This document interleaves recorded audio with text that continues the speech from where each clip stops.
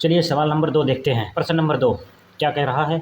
निम्न स्थितियों को द्विघात समीकरणों के रूप में निरूपित कीजिए। पिछले जो सवाल थे वो क्या दिए थे देख लीजिए। जांच कीजिए क्या निम्न द्विघात समीकरण है। इसको मैंने पिछली वीडियो में करा दिए, 3 सवाल लगवाए हैं, बाकी आपके लिए होमवर्क में छोड़ दिए थे, आप लोगों ने कर लिए होंगे। तो चलिए हम सीधे यहाँ से देखते हैं।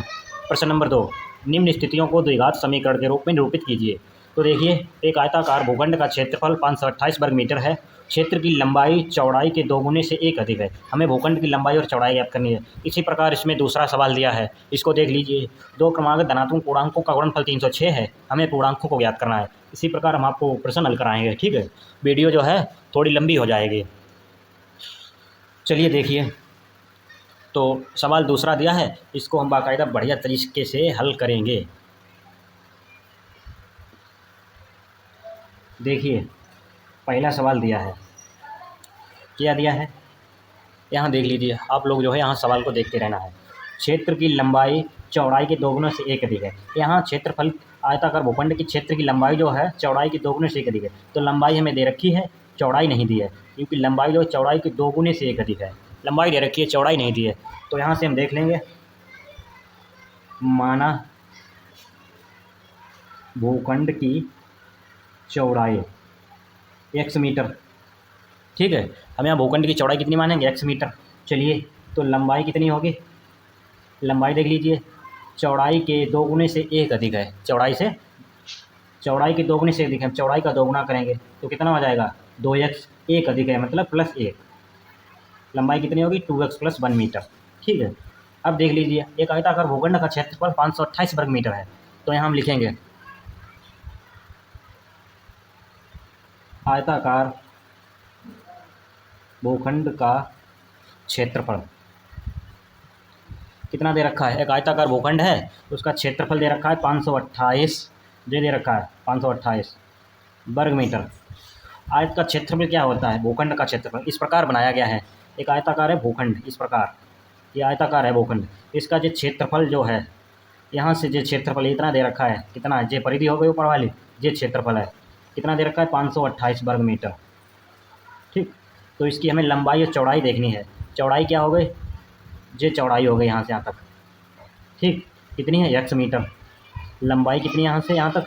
लंबाई है 2x + 1। चौड़ाई के 2 गुने से 1 अधिक है, ठीक है। चलिए, तो इस प्रश्न को देखते हैं। आ जाओ। तो आयत का क्षेत्रफल क्या होता है? लंबाई और गुणे में चौड़ाई, बराबर दे रखा है 528 वर्ग मीटर, ठीक है। लंबाई दे रखा है 2x + 1 और चौड़ाई दी है x मीटर, ठीक है। तो 528 वर्ग मीटर। अब हमें देखना है x का गुणा इसमें करना है, 2x में और 1 में। तो 2x का x में गुणा करेंगे, 2x² हो गया, प्लस x का 1 में करेंगे, x हो गया 528, ठीक है। चलिए, इसी प्रकार 2x² + x माइनस का हो गया 528 बराबर 0, ठीक है। तो यहाँ से देख लीजिए, ये द्विघात समीकरण के रूप में निरूपित हो गया है। इसको हम लिख सकते हैं, यह है ax² + bx + c बराबर 0 का रूप है, ठीक है। इतना इस क्वेश्चन के लिए इनफ है, ठीक है। ये आपको परीक्षा में 2 नंबर का मिलेगा। इसको आप करके आना है, 100% इस क्वेश्चन को हल करके आना है, ठीक है। चलिए, इसी प्रकार जो है हम दूसरे प्रश्न को देखते हैं। दूसरा भी प्रश्न एकदम बढ़िया तरीके से दिया गया है। दूसरा प्रश्न देखिए, 2 क्रमागत धनात्मक पूर्णांकों का गुणनफल 306 है। हमें पूर्णांकों को ज्ञात करना है, ठीक है। हमें पूर्णांकों को ज्ञात करना है। तो देखिए, यहाँ से देख लेते हैं।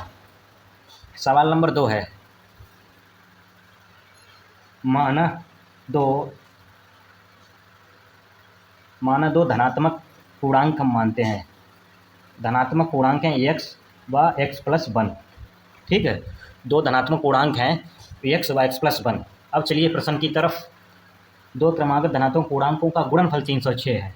तो यहाँ हमारे पास 2 धनात्मक पूर्णांक x और x + 1 है। इनका गुणनफल करते हैं, x गुणे में x + 1, ठीक है। इसके बराबर में 306, ठीक है। चलिए, इसको हल करते हैं। x का गुणा x में करेंगे, x² हो गया, प्लस x का गुणा x में करेंगे, प्लस x, और बराबर में इधर ले आए तो माइनस का 306 बराबर योर करेक्ट आंसर। ये भी द्विघात समीकरण के रूप में निरूपित हो गया, ठीक है। इसको भी कर दिया।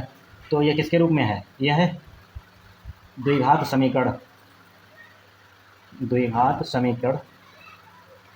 ax² plus bx plus c बराबर 0 के रूप में है, के रूप में है।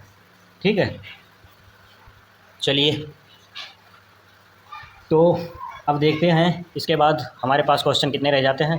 वीडियो जो है 7 मिनट की होने जा रही है, तो चलते हैं।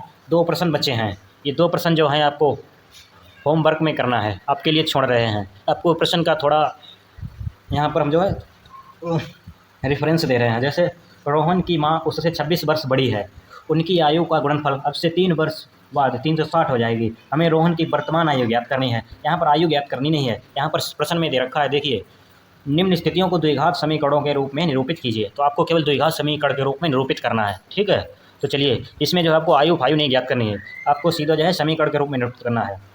तो देख लीजिए, इसमें रोहन की माँ उससे 26 वर्ष बड़ी है, तो सीधी सी बात है, रोहन की माँ की आयु दे रखी है, रोहन की आयु हमें ज्ञात करनी है। रोहन की आयु x वर्ष मानेंगे और माँ की आयु 26 वर्ष मानेंगे। ठीक है, उसके बाद आपको करना है, यहाँ से देखिए, अब से 3 वर्ष बाद 360 हो जाएगी। तो रोहन की माँ की आयु 3 वर्ष बाद कितनी हो जाएगी, x + 3 और 26 वर्ष x + 29 वर्ष हो जाएगी। इनका आपस में गुणा करेंगे, बराबर 360 रख देंगे, आंसर हो जाएगा। ठीक है, चलिए, ये हो गया। इसके बाद आप चौथा देख लीजिए। एक रेलगाड़ी है, 480 किलोमीटर की दूरी समान चाल से तय करती है। यदि इसकी चाल 8 किलोमीटर प्रति घंटा कम होती है तो वह उसी दूरी को तय करने में 3 घंटे अधिक लेती है। हमें रेलगाड़ी की चाल ज्ञात करनी है। ये भी आपको होमवर्क में कर लेना है, ये दे रखा है, ये दिया है प्रश्न। यहाँ पर क्या दिया है, एक रेलगाड़ी की मतलब चाल ज्ञात करनी है। तो रेलगाड़ी दूरी दे रखी है 480 किलोमीटर, यहाँ 8 किलोमीटर प्रति घंटा कम हो जाती है चाल, तो हम चाल मानेंगे x किलोमीटर प्रति घंटा, उसमें 8 किलोमीटर प्रति घंटा कम कर देंगे, x - 8 हो जाएगा। 3 घंटे अधिक लेती है, 3 बराबर में कर देंगे। तो चाल बराबर दूरी बटे समय होता है, दूरी निकालेंगे तो चाल बटे समय हो जाएगा, मतलब 480 बटे x हो जाएगा, एक हो जाएगा 480 बटे x - 8 हो जाएगा, बराबर 3 कर देंगे। इसको भी हल कर लेंगे, केवल समीकरण ही निरूपित करना है। ठीक है, चलिए, आपके सामने 2 प्रश्न हल कर दिए, अब इन 2 प्रश्नों को होमवर्क में कर लेना है। ठीक है, नहीं तो वीडियो काफ़ी लंबी हो जाएगी। तो चैनल को ज़्यादा से ज़्यादा शेयर करना, सब्सक्राइब करना, लाइक करना। Thank you so much.